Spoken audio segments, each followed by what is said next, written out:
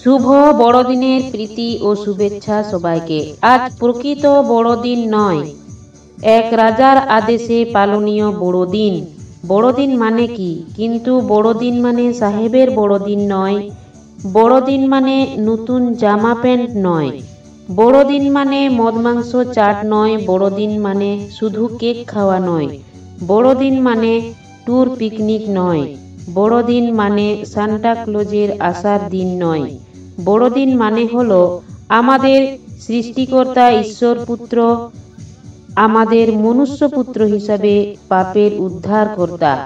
এই জগতের প্রত্যেকের হৃদয়ে প্রভু যিশুর জন্মদিন বা ঈশ্বর পুত্র যিশু রাজার প্রকাশের আনন্দের দিন।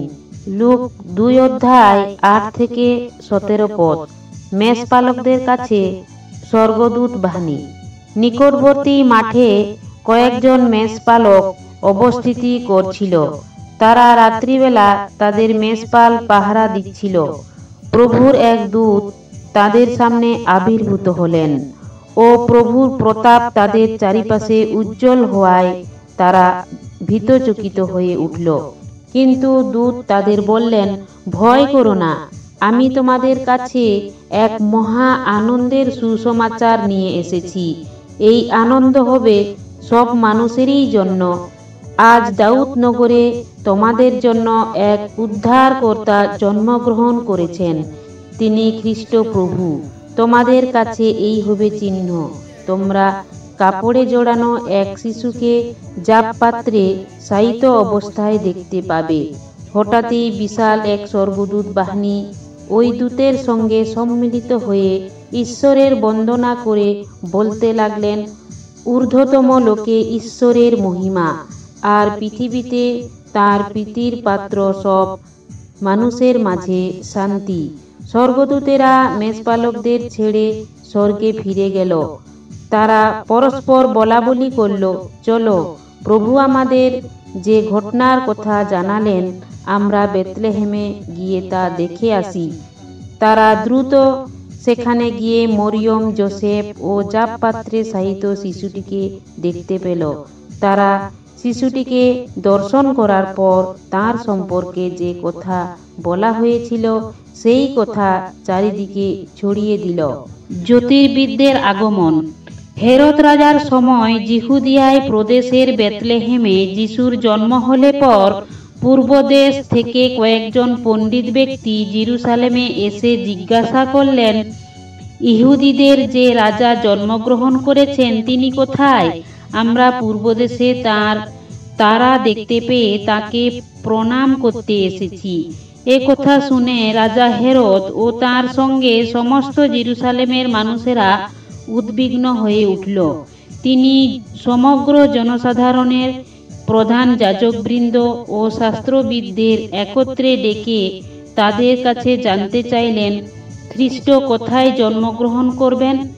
তারা উত্তর দিলেন, যিহুদিয়ার বেথলেহেমে, কারণ ভাববাদী এরকম লিখেছেন, কিন্তু তুমি যিহুদা দেশের বেথলেহেম, যিহুদার শাসকদের মধ্যে তুমি কোনো অংশে সামান্য ক্ষুদ্র নও, কারণ তোমার মধ্য থেকেই আসবেন এক শাসক, যিনি হবেন আমার প্রজা ইসরায়েলের পালক।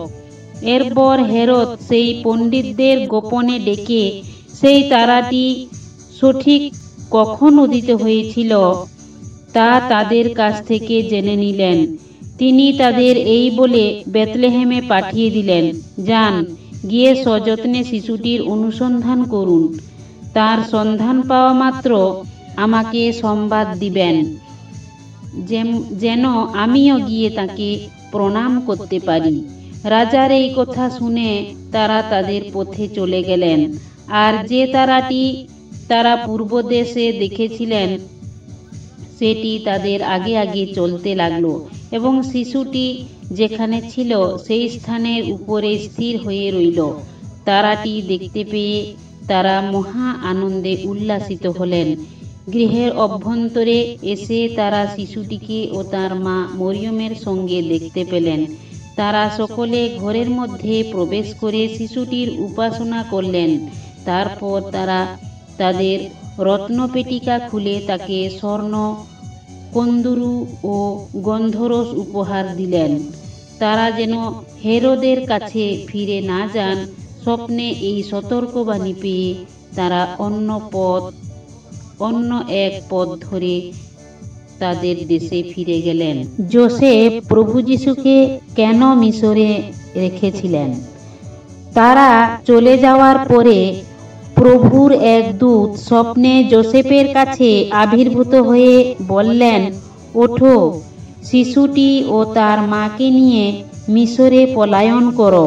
আমি যতক্ষণ না বলি সেখানেই থেকো, কারণ শিশুটিকে হত্যা করার জন্য হেরোদ তার অনুসন্ধান করবে। অতএব যোসেফ উঠে শিশুটি ও তার মাকে নিয়ে সেই রাত্রিতেই মিশরের উদ্দেশ্যে রওনা হলেন। হেরোদের মৃত্যু পর্যন্ত তিনি সেখানেই থাকলেন। আর এভাবেই প্রভু ভাববাদীর মাধ্যমে যা ব্যক্ত করেছিলেন তা পূর্ণ হল। মিশর থেকে আমি আমার পুত্রকে ডেকে আনলাম। পণ্ডিতেরা তার সঙ্গে প্রতারণা করেছেন উপলব্ধি করে হেরোদ ক্রোধে উন্মত্ত হলেন। পণ্ডিতদের কাছে জেনে নেওয়ার সময় হিসেব করে তিনি বেথলেহেম ও তার সন্নিহিত অঞ্চলের 2 বছর ও তার কম বয়সী সমস্ত শিশুকে হত্যা করার আদেশ দিলেন। তখন ভাববাদী যিরমিয়ের দ্বারা কথিত এই বচন পূর্ণ হল। আমেন।